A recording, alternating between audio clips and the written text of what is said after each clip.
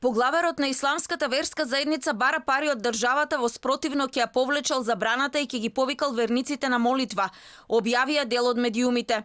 Сулејман Реджепи вчера беше гостин на една телевизија. Според написите, поглаварот на ИВАЗ го повикал вице-премиерот Бујар Османи и преку него побарал државата да им даде пари, ако не, ќе ги повикале верниците да одат на молитва.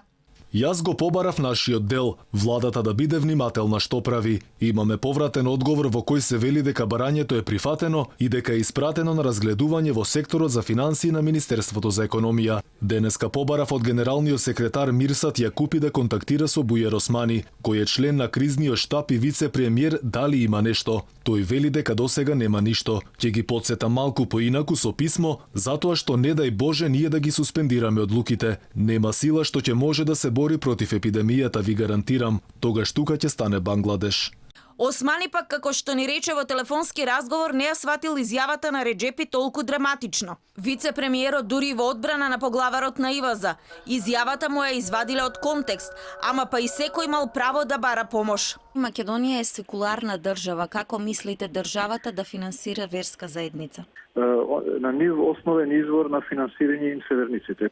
А на другите верски заедници кои им се основни извори на финансирање? Не, за сите, тука не зборам за една верска заедница.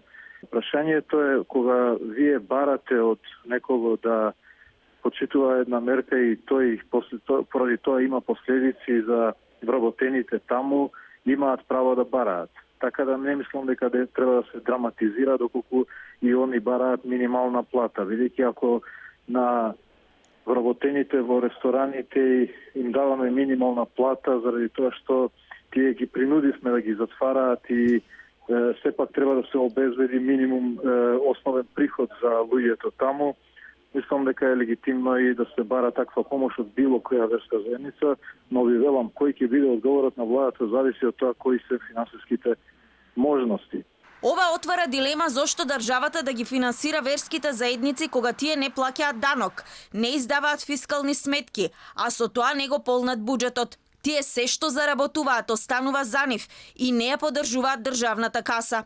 Од друга страна, вчера владата со указ даде финансиска инфузија за Православскиот факултет и за Факултетот за исламски науки, кои се под директна капа на верските заедници. Од обвинителството за Алфа велат дека ги следат досегашните изјави и ќе се следи на тамошниот тек на изјавите и однесувањата, па во зависност од констатираните состојби ќе се постапува согласно законот.